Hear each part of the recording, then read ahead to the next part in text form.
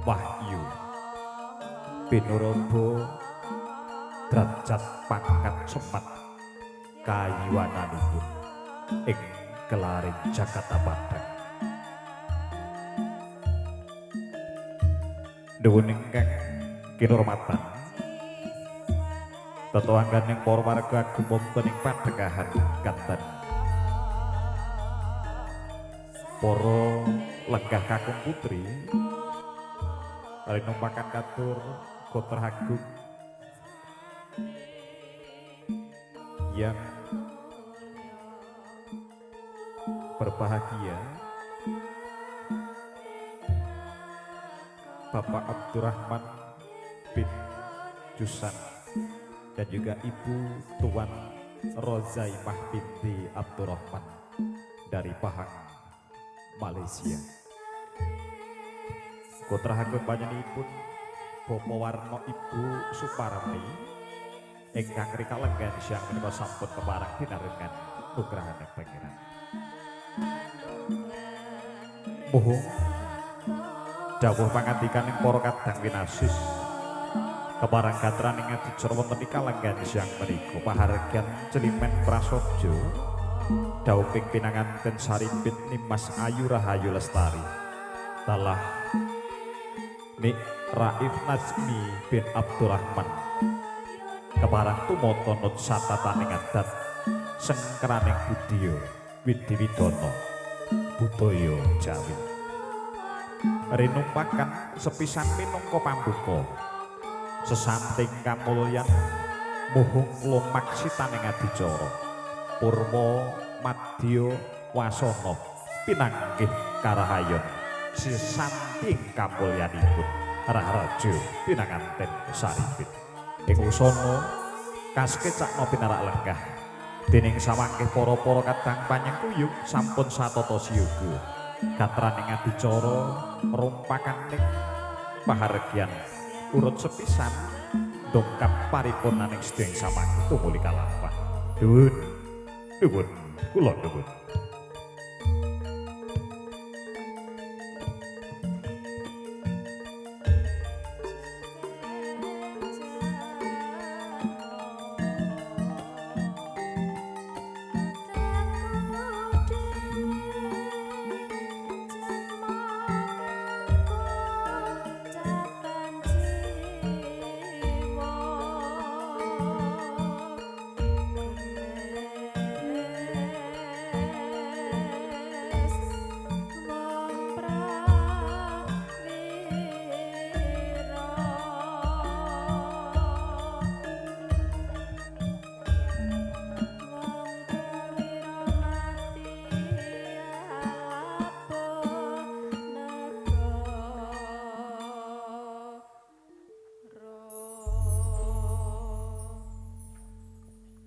Sagung ati lenggah Agung Sumawana Putri babaring pahargyan wonten ing kalenggan injang siang menika tumuli badhe kalampah lekasing carita babaring adicara ingkang angka sepisaning samangki nenggih lambahing pinanganten pawestri Nimas Ayu Rahayu Lestari putra pawestri saking panjenenganipun Bapa Warna kalilan kadherekaken manjing sasana.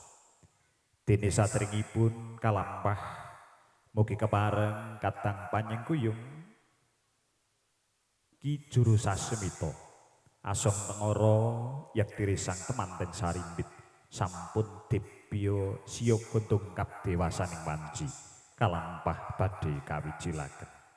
Katur para kadang-kadang panyengkuyung kasumanggaaken dening samanggih sapurnanipun pinanganten pawestri pinarak lenggah tumuli kajengkaraken pinanganten kakung ing ngarsanipun lomawat kadang wimbo saraning katresnan nggih kepareng handhodhok korining pasamuan agung rinupaka katur sagung para kadang panyengkuyung kasumanggaaken dening samanggih dongkap gatraning sedya tumuli kalampah.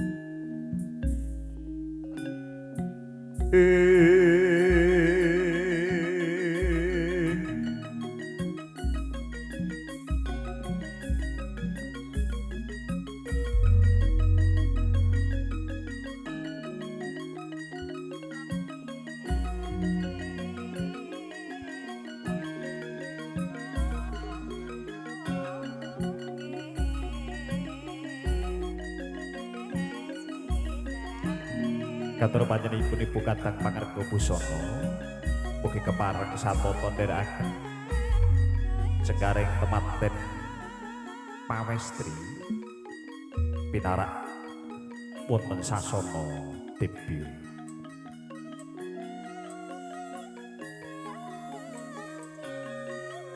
Wis keparengan dungap dewasaning wanci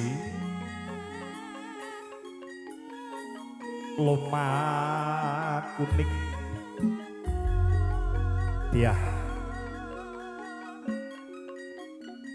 sekarti nunjuling brayataku Bapa Warna Suwargi Ibu Suparti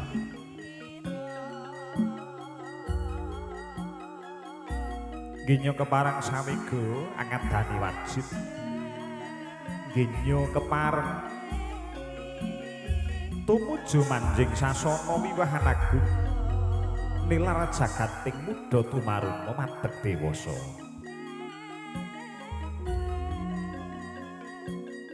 dene sampun kalamping sekawit hanyartani tabuh wolu dumawah imbang prajita sampun kepareng kalampah ngadani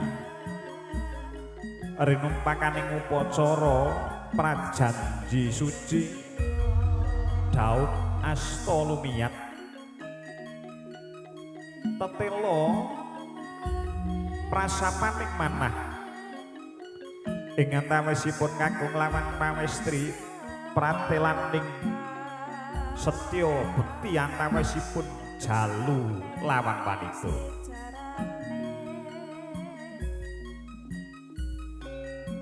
Toto kepareng badhe nepusi janganing brayat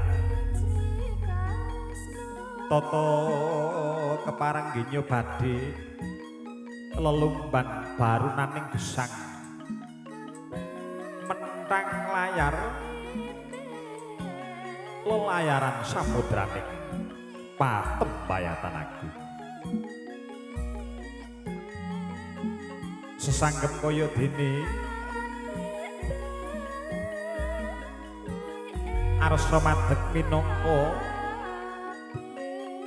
wanita kang wani pinata labuh tresna marang Raka garwane najan mijil saking sakjawining rangka mijil saking beda budaya kepara saking sakjawining manca praja hamung ngarono kekalih sampun manunggaling cipta rasa budi miwah karsa manunggal ing raos tresna kang sanyata datanpa ginunggung sepinten ageng dananipun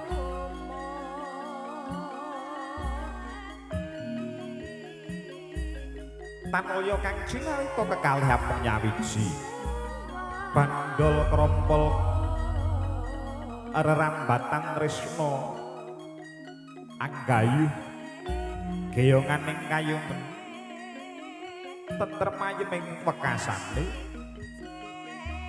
bagya mulya kang jinaka kepara pinayungan kanugrahaning Gusti mulya mukti wibawa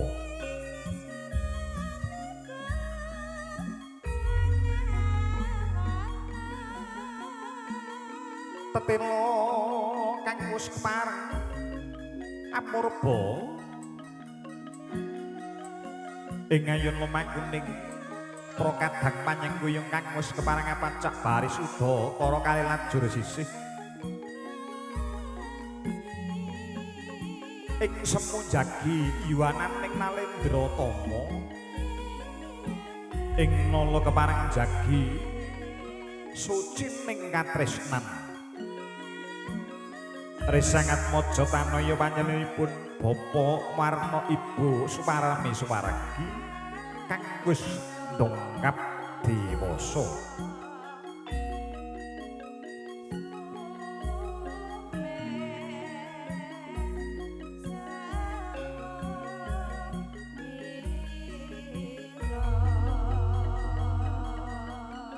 Mangagem busana kang sarwa endah,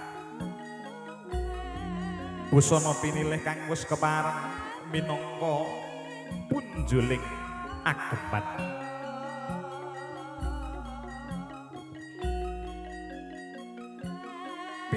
Pinilih sarwa endah, sinamang beni, sinamang handar beni. Nyoto punjuling wanita sengkeraning brayat kang wis kepareng sawigu madeg sembodo sawega madeg wibawa rimpaka ginandeng dening arsaning Rama Biyung Rama Ibu Bapak lawan simbok kang tansah jumurung karsa.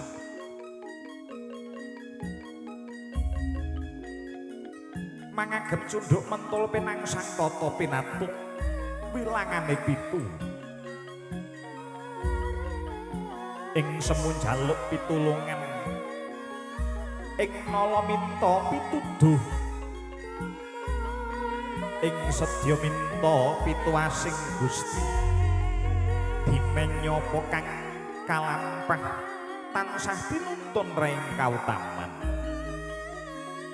menapa ingkang sinedya tansah sembodo lumaku datan kasatan saku njangka datan kelangan sedya lumampah datan gecalanara.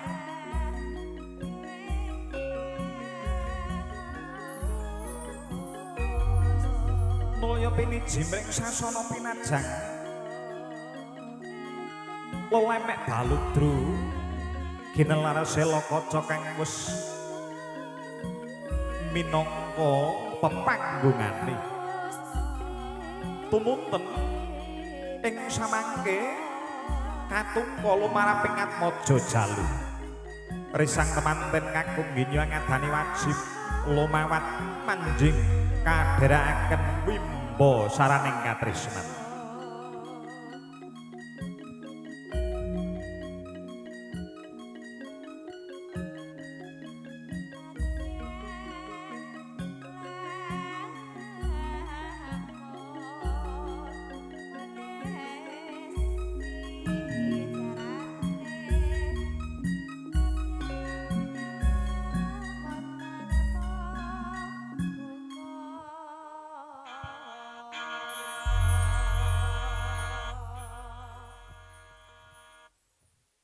Sagung para tamu ibu bapak ingkang tupantes kinurmatan. Sanyata sampun keparang pinarak mring pepanggunganipun. Tumuli panjenenganipun kulawarga panjenenganipun Bapa Warna Ibu Suparami Suwaragi.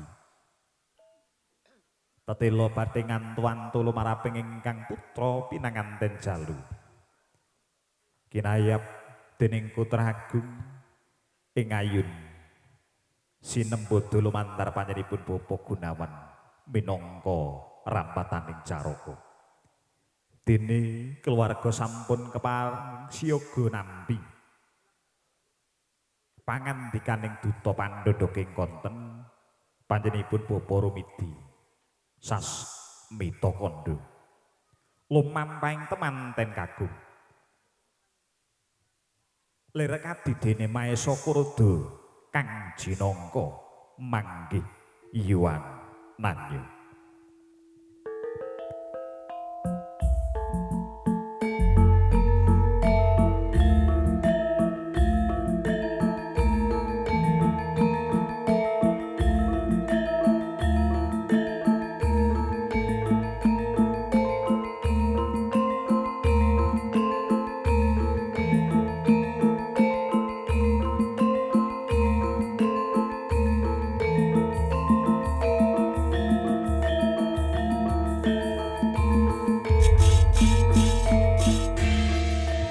pus keparang sawe golo mamat lumaku sajuru-juru tengening pangati-ati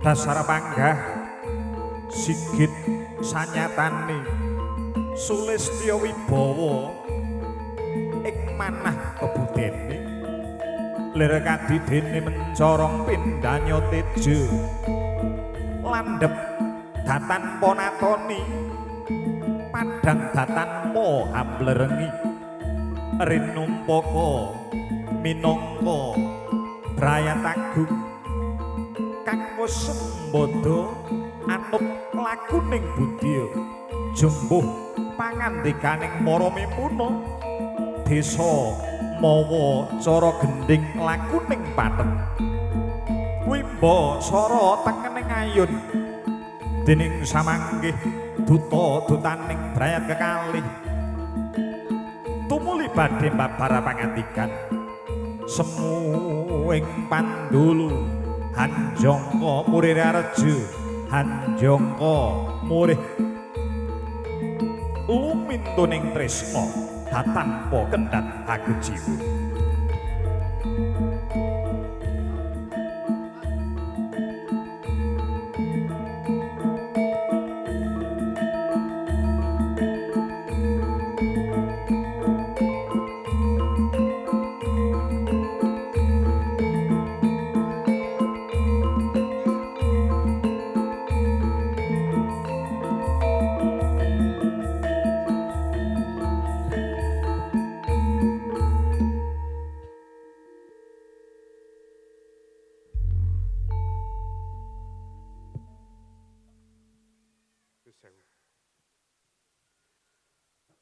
Kula aturaken agunging panuwun ingkang tanpa pepindhan dumateng kadang juru Pranata Hadicara ingkang sampun kepareng-paring sasana miwah swasana dumateng jasad kula. Kanthi hangaturaken assalamualaikum warahmatullahi wabarakatuh. Alhamdulillahi rabbil alamin wa bihi nasta'in wa alla umuru dunya waddin wa ala alihi wa sahbihi ajma'in. Ashhadu an la ilaha illallah wahdahu la syarikalah wa ashhadu anna Muhammadan abduhu wa rasuluh amma ba'du. Kunjuk wonten ngarsanipun para sepuh, bini sepuh, aji sepuh nyang kasepuhan ingkang sampun pono ing pamawas lebda ing pitutur luhur ingkang hanggung mastuti dumateng pemboyaning kautaman ingkang pantes den pinundi-pundi. Para alim, para kiai, ibu nyai, para ustad ustadzah saha para pangarsa agami ingkang rinten parantaraning ratri tansah hamirit werdining pustaka kitab suci wahyuning ilahi minangka pandam pandom saha panuntun paneteping kiblat manembah ingkang tuhu luhuring budi. Dumateng para priyagung pangemban-pangembating praja linangkung bapa pangarsa wonten ing padusunan Garon padusunan Gandan ingkang datan kendhat tansah hambudidaya budi sarana murih rahayuning para kawula ingkang pantes sinudarsana. Dumateng kadang besan panjenenganipun Bapa Warna ingkang tuhu cinaketing manah tinangkeping raos kekadangan miwah rinunci ing katresnan. Datan katalompen dumateng sagung para tamu kakung saha putri ingkang pantes sinugata ing kahormatan. Ngeketi panjenengan sedaya lan kula namung jejering titah ingkang tansah kapurba kawasesa dening Gusti ingkang Maha Kawasa. Pramila sumangga tansah sarengan hamujuaken raos puja dalah puji syukur wonten sahandhap pepadaning Gusti ingkang Maha Kawasa ingkang sampun kepareng hamba bardaya pangaribawa ingkang hawujud kegiatan saha kawulijengan dumateng panjenengan sedaya lan kula. Satemah lampah kula dumugi papan punika tansah manggih widodo basuki kalis ing sambi kala. Sholawat salam mugi tansah lumintir dumateng titah linangkung minangka tepa tulodo para kawula linjih Kanjeng Nabi Agung Nabi Muhammad sallallahu alaihi wasallam ingkang tansah dipun tenggo-tenggo menggah pitulunganipun binjang wonten ing dinten pungkasaning jaman. Para bapak, ibu, para tamu ingkang tuhu kinurmatan.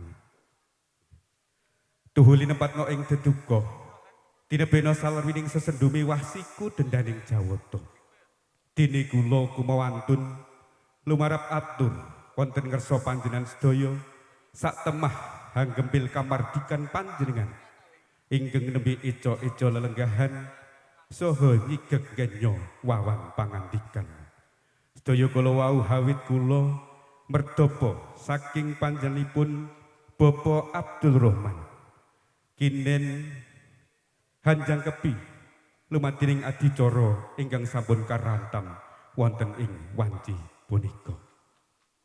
Salajengipun keparenga kula matur dumateng panjenenganipun Bapa Warna lumantar Bapa Rumidi ingkang tuhu kinurmatan. Inggih kula pun Gunawan kairing dening sedaya para kadang pangayat kautus dening panjenenganipun Bapak Abdul Rahman kinen hangaturaken wedaring sedya wonten ing ari kalenggahan punika. Wadini atur ingkang ongkos pisan.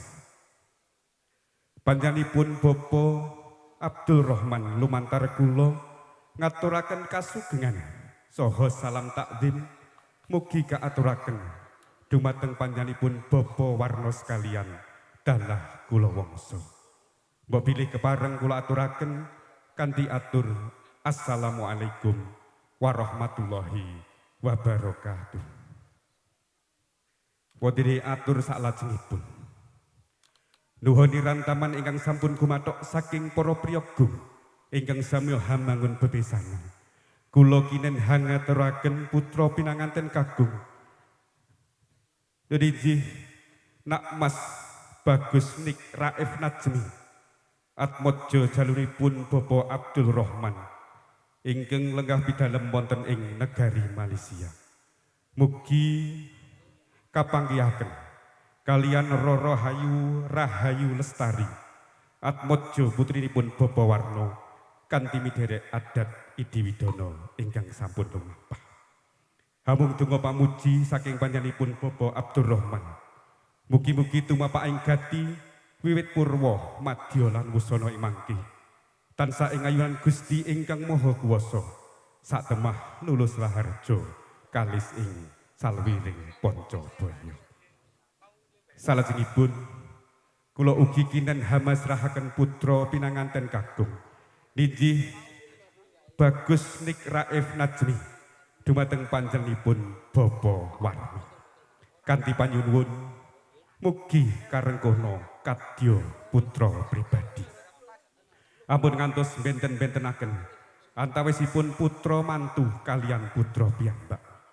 Pramila sumangga mangsa borong anggenipun badhe paring sesorah pitedah saha panggula wentah murih pinanganten sarimbit anggenipun babar layar lelomban wonten madyaning Brayan Agung ing mangke estu tansah mangge bagya mulya lan ugi dados keluarga ingkang sakinah mawaddah warahmah. Salajengipun mugia boten dadosaken kuciwaning penggalipun Bapak Warna bilih keluarga ageng saking panjenenganipun Bapak Abdul Rahman ingkang saking negari Malaysia dereng saged derek sowan wonten ing wanci punika. Hanamung sagedipun paring jurung pamuji jurung pandonga dumateng putra pinanganten sarimbit. Pramila saking menika keparenga panjenenganipun Bapak Warna paring lumuturing sih samudra pangarsana. Salajengipun hambok bilih sowan kula sak kadang kirang trap sila nyang Subasita menapa dene dadosaken bot repoting panjenengan estu saking keluarga Bapak Abdurrahman nyuwun lumuturing sih samudra pangarsana. Salajengipun babar pisan kula matur.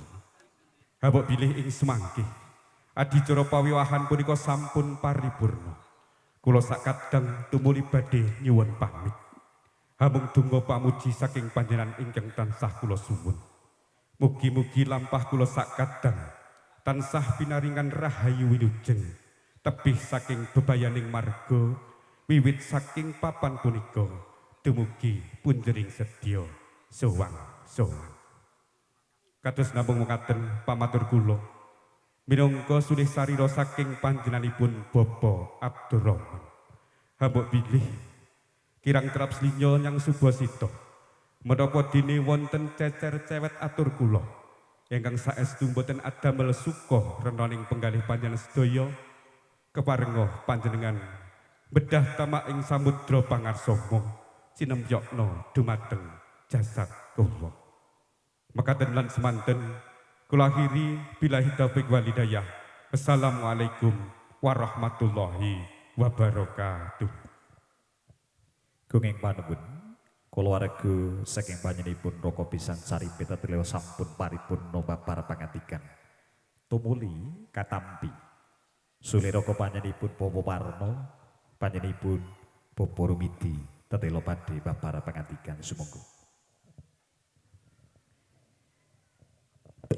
Ngaturaken sewu gunging pamatur nuwun ingkang tanpa winates.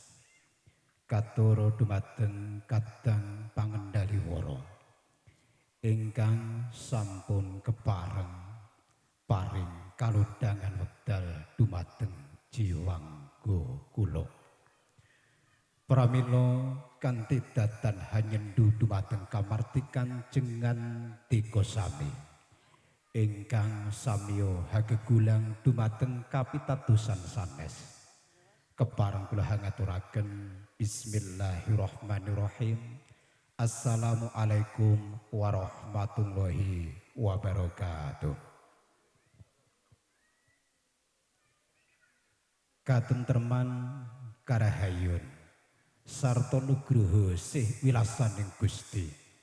Mugi tansah tumedhak tumanduk kajiwa kasalira dumateng panjenengan sadaya menapa dene kula. Kunjuk dumateng sangyaning para sesepuh, paran para pangembating praja, para pangarsa agami, sarta sedaya para rawuh kadang besan sutresna ingkang satuhu tansah cinaketing manah. Kanthi linambaran pepayung budi rahayu ngaturaken sewu-sewu agunging aksama. Keparenga kula sawetawis hanyigek dumateng kamartikan jengan tiga sami ingkang katemben sekeca dalah eja nglaras kinem Gondoroso. Nenggih labet karana mrada pawit saking paring sedya ingkang dawek mangun budya. Nenggih panjenenganipun Bapa Warna Kutrah Kulawangsa. Kula ingkang kapiji kinen hanjang kepi lumatining adicara upacara lung tinampining putra pinanganten jalu wonten ing rikalenggahan menika. Nanging saderengipun mugi saged jumbuh kalian kuncaraning bangsa Nuswantara ingkang linambaran luhur sarta agunging Pancasila. So kepareng dari amestuti dumateng ilo ujar pangandikanipun Prakena ingkang tuhudah jenandi ing ngakasa jinempono ing Maruta. Babaring pangandikan halilaaken kalamunta titah gumlar wonten ing Madyapada namung tansah kapurba kawisesa namung saged nindaken purbaning kausian. Pramila kunjuk dumateng sangyaning para pinggah para priagung luhur tamu minulya. Sumangga kula dherekaken hangaturaken sembah puji syukur kunjuk wonten ing saandhap pepotot dalem Gusti Hyang Widi ingkang sampun kepareng babar daya miwah pangaribawa ingkang tansah tumedhak tumanduk kajiwa kasalira dumateng panjenengan sadaya menapa dene kula. Saha dhateng katalumpen rahmat takzim miwah rerubaning keselamatan. Mugi tansah kunjuk wonten ing ayunan dalem sesekaring jagat mustikaning bawana. Nenggih risang guru sejati jalma pinastika Kanjeng Nabi Agung Muhammad sallallahu alaihi wasallam. Ingkang tansah tinengga murih teken lan panuntun wiwit kumurit wonten ing melaring jagat wadak donya menika dumuginipun benjang sowan wonten ing pengayunan dalem Gusti. Amin amin ya rabbal alamin. Sanggiyaning para pinggah kagem Putri sampun kepareng handungkap wahyaning mangsa kula kepareng hananggapi menggah sedya darmanipun panjenenganipun Bapak Abdurrahman bin Jusoh ingkang lumantar juru wicaranipun nenggih Adimas Gunawan. Bilih sedaya pangandikanipun Bapak Abdurrahman bin Jusoh ingkang lumantar Adimas Gunawan. Purwa madya wasana sedaya sampun kawula tampi kanthi linambaran ebaing manah bingah ingkang tanpa winates. Wiwit ingkang sepisan panjenenganipun kepareng paring salam taklim ingkang solasipun kunjuk dumateng panjenenganipun Bapak Warna Gotrah kula wangsa. Sampun kula tampi lan kula lairaken. Waalaikumsalam warahmatullahi wabarakatuh. Iwendene kepareng sedya panjenenganipun Bapak Abdurrahman marak ngabiyantara hamasraken putra pinanganten Jalu kanthi linambaran ebaing manah bingah ingkang tanpa winates.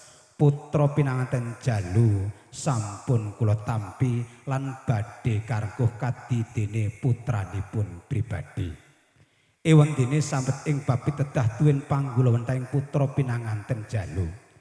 Panjenenganipun Bapa Warna sak kamat-kamat sak gadug-gadug tansah badhe mbudidaya badhe paring babaring pitutur luhur waca adiluhung dumateng putra pinanganten Jalu murih wonten sak mangkih anggenipun kepareng badhe babar layar ampir wonten ing samudraning bebrayan agung saged ngudaneni dumateng kekudanganipun para sepuh kina nenggih gesang ingkang ayem tentrem kebak ing raos kabingahan sarta tansah tinunggalan dumateng baboning kawilujengan. Nanging ewa semanten ampun namung ngumungaken dumateng keluarga ageng panjenenganipun Bapa Warna. Sumangga samya daya dinayan mat sinamatan sarengan murih saged kasembadaning sedya. Dene atur kelajenganipun bilih panjenenganipun Bapak Abdurrahman kepareng anggenipun pasrah kalepatan anggenipun kepareng marak ngabiyantara hambuk bilih wonten duna dungkap ingkang boten damel sukorenaning penggalih. Saestu saking penggalihipun Bapak Warna malah dumawah wonten ing kosok wangsulipun sak rawuh panjenengan sedaya handhatosaken bombong birawaning penggalih ingkang boten saged kinambaraken wonten ing mriki. Sedaya namung ngaturaken sewu gunging pamatur nuwun ingkang tanpa winates. Dene ingkang pungkasan hamba bilih sak paripurnaning pahargyan wonten ing rikalenggan menika keluarga ageng saking Malaysia kepareng badhe medal pasilan ingkang surasipun nyuwun pamit saestu tebih saking raos panundung kula sak keluarga kalau namung saged ndherekaken wilujeng kundur tansah kinantiran humring sesanti gonggo gonggo trigonggo nyandunga kembang ceplok cempaka mulya sak wakul gedhe nira singgah-singgah sang kala padha suminggah singkir-singkir durga kala padha sumingkir ing wasana rahayu ingkang tansah samya pinanggih. Katur dumateng risang Jundaka nggih panjenenganipun Adimas Gunawan. Nuhoni dumateng pamundhut bilih wonten samangke putra pinanganten sarembit nyuwun kapanggihaken midherek adat widi widana ingkang sampun sinengker wonten ing padukuhan gandan. Pramila kanthi menika karana uba rampe kinarya panggih putra pinanganten sarembit sampun cumawis. Pramila kepareng panjenengan kala aturi lenggah wonten ing sasana ingkang sampun pinanci karana putra pinanganten sarimbit badhe kapanggihaken midherek adat widi widana ingkang sampun wonten ing padukuhan ganten. Sanggening para pringkah Kang Mah Putri hamba pilih namung semanten lan mekaten menggahaken kawula keparengahan nanggapi dumateng sedya darmanipun Bapak Abdurrahman bin Juso lumantar juru wicaranipun. Purwamadya lan wasana nglenggana tansah kathah kekiraan mah kalepaten. Kepareng kula ngaturaken tebas sekul siku dambe pinuntel pinungkus roning kalopo hangapuranto sedaya lepat nyuwun pangapura. Alhamdulillahirabbil alamin wabillahi taufiq walhidayah waridha wal inayah. Wassalamualaikum warahmatullahi wabarakatuh. Sasana telah suasana kula wangsulaken dumateng kadang pangendali wara. Nuwun matur nuwun. Gunging panuwun matumpa-tumpa kadang duta wicara kekalih tumuli kababar cantuka munyut jroning warih lumambating risang panggih jinatukrama.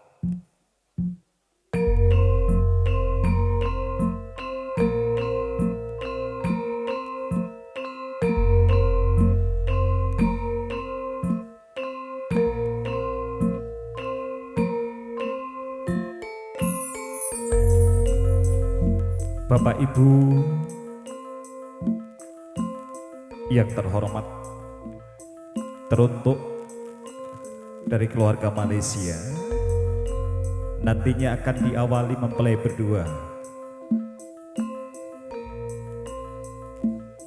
akan melaksanakan rangkaian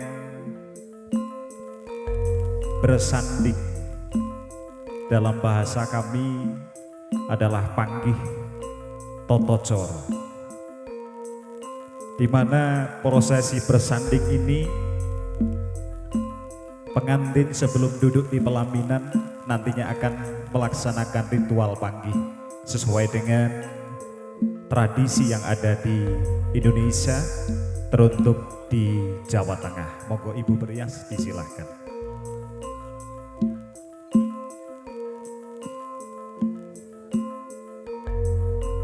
Kawiwitan sang temanten sarimbit arsa pepalangan gantal.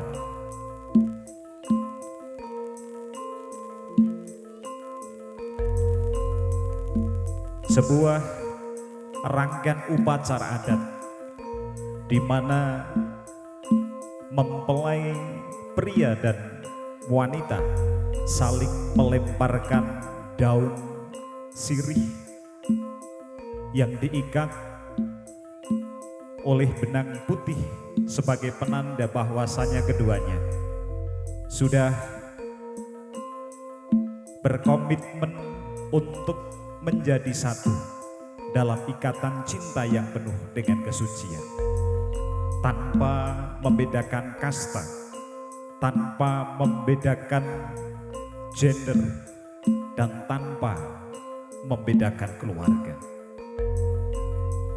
Dilanjutkan dengan rangkaian adat yang kedua adalah dalam bahasa kami disebut wijidati. Kalau dalam bahasa Melayu bisa kami artikan bahwasanya kesiapan dari kedua calon mempelai ini untuk saling meninggalkan alam remaja menuju ke alam dewasa yang penuh dengan tanggung jawab, penuh dengan komitmen berdua untuk selalu mengedepankan musyawarah, mengedepankan hati, dan mengedepankan untuk memecahkan sebuah masalah dengan perdamaian, memecahkan sebuah masalah dengan kepala dingin, dan selalu mengutamakan yang namanya kekeluargaan. Setelah usai tadi melaksanakan wijidati, dilanjutkan dengan penyiraman kaki mempelai pria dengan bunga dan air setaman. Penanda bahwasanya menghilangkan segala sesuatu yang bersifat negatif, menghilangkan segala sesuatu yang buruk yang nantinya yang diharapkan adalah kebaikan.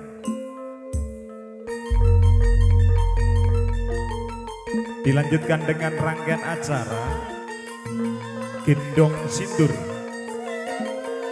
penanda bahwasanya seorang ayah tetap akan memberikan tuntunan, tetap akan memberikan penghormatan untuk kedua putra dan putrinya, tidak akan membeda-bedakan mana anak pribadi ataupun mana anak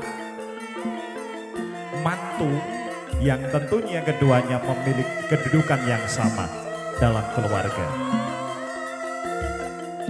Digambarkan dengan kain dua warna,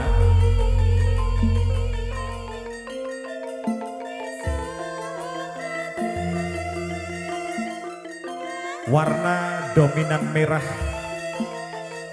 dan warna putih yang berada di tepi atas dan bawah, menjadikan simbol dari kedua orang tua, menggambarkan dari perpaduan darah merah dan darah putih, penanda menjadi satunya kehendak seorang ayah dan ibu yang selalu memberikan perlindungan, selalu memberikan rasa aman dan nyaman untuk anak-anaknya.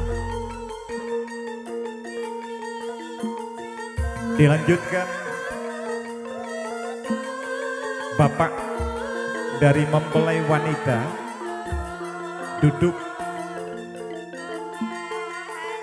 dan diduduki oleh kedua mempelai sebagai penanda secara harfiah bahwa seorang ayah tetap akan mengakui kedudukan mereka sama, tidak akan membedakan status, tidak akan membedakan posisi, tidak akan membedakan budaya yang mereka miliki, sehingga seorang ayah nantinya akan berkenan mendudukkan kedua mempelai di singgasana. Dalam bahasa kami disebut tanam jeruk.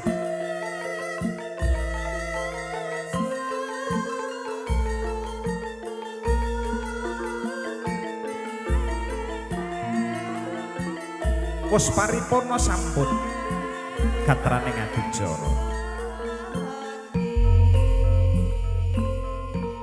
Selanjutnya seusai bersanding di pelaminan,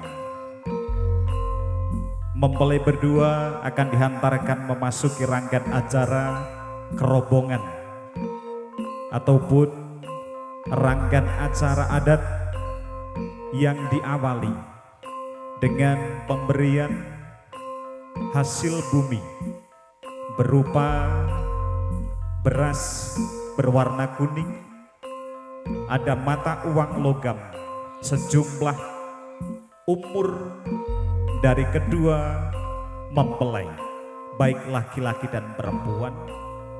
Kemudian ada biji kedelai hitam, ada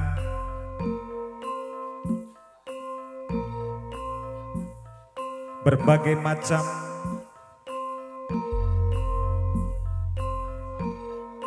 rempah-rempah hasil bumi yang tentunya menjadi pelengkap penanda bahwa seorang laki-laki dalam khasanah budaya Jawa akan memberikan kewajibannya, memberikan tanggung jawabnya untuk memberikan nafkah lahir dan batin kepada seorang istri. Dan seorang istri wajib untuk menerima apapun itu, seberapapun itu yang diberikan oleh seorang suami, dan nantinya akan tidak dinikmati sendiri, tapi akan berbagi dengan kedua orang tuanya, akan berbagi dengan saudara-saudara tercintanya. Diberikan kepada ibu sebagai penanda bahwasanya mempelai wanita tetap akan memporsikan diri bahwa berhasilnya hidup tidak lepas dari dukungan spirit positif dari seorang ibu dan seorang ibu dan juga seorang ayah. Setelah selesai akan dilanjutkan ranggan selanjutnya yang dalam bahasa Jawa setelah ranggan upacara tompo koyo tadi adalah bersulang ataupun dulang-dulangan ataupun ranggan dahar kembul berupa makanan nasi kuning yang sudah dibentuk sedemikian rupa berwujud tumpeng yang memiliki falsafah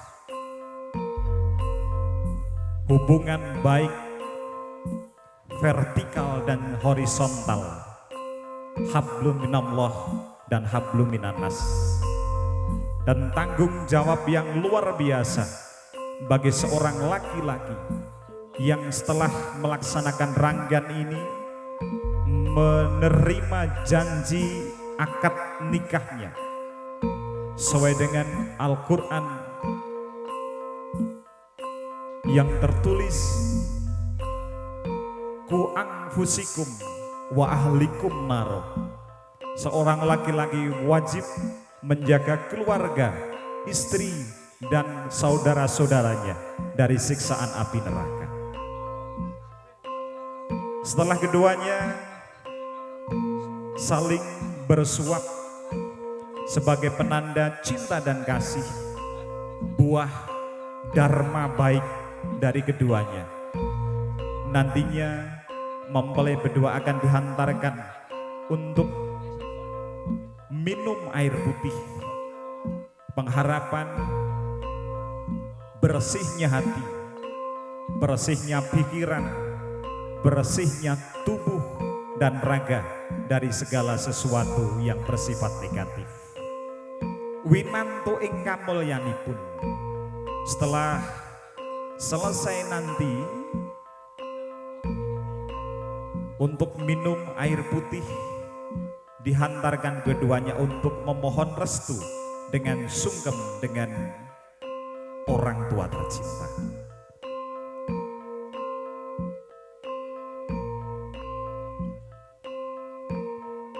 Adapun ranggan adat ini tentunya kalau dalam budaya Melayu sudah diawali dari berbagai ranggan acara pranikah, dari menilik,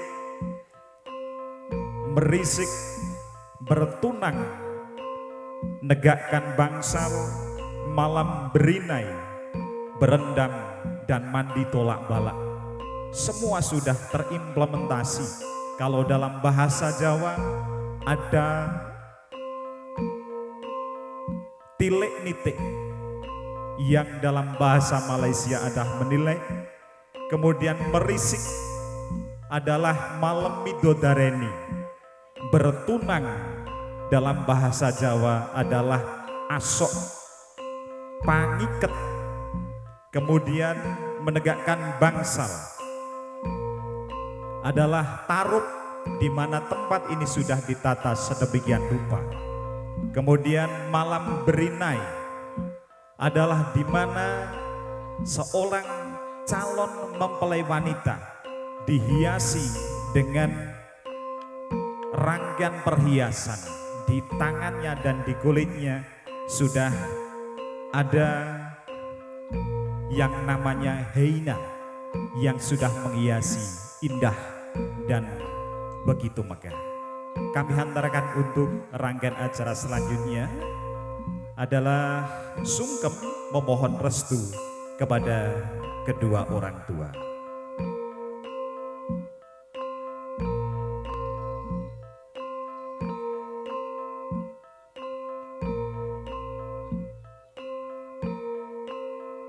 Diawali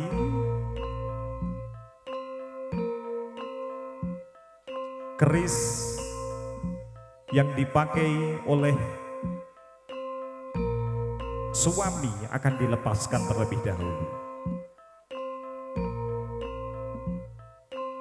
Secara harfiah, rangkaian acara ini memiliki makna bahwa sehebat apapun seorang anak, begitu di hadapan orang tua harus kembali sebagai posisi anak, bukan posisi saat ini.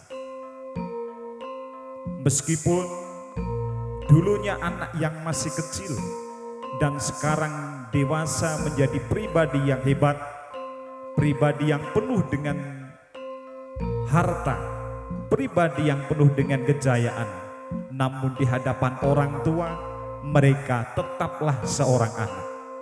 Tidak ada perubahan status, tidak ada perubahan makna. Seorang anak dan seorang orang tua adalah tetap sama.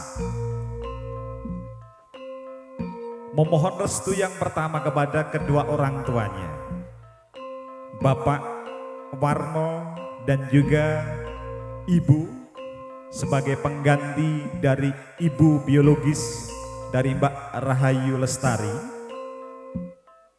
yang mana ibu kandung dari Mbak Rahayu sudah berkenan dipanggil ke rahmatullah.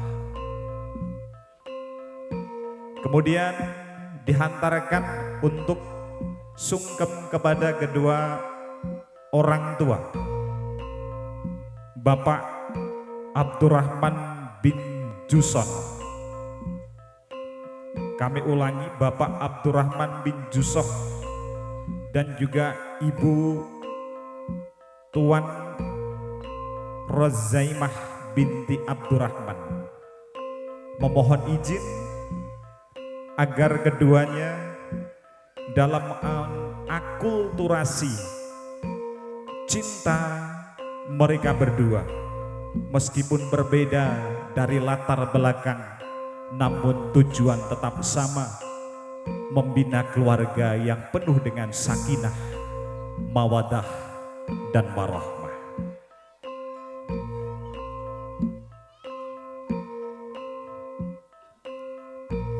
Sagung para tamu, ibu bapak ingkang kinurmatan, purnanipun upacara sungkem hangabekti dilanjutkan kedua orang tua dan keluarga inti untuk nantinya untuk mengadakan rangkaian upacara foto bersama.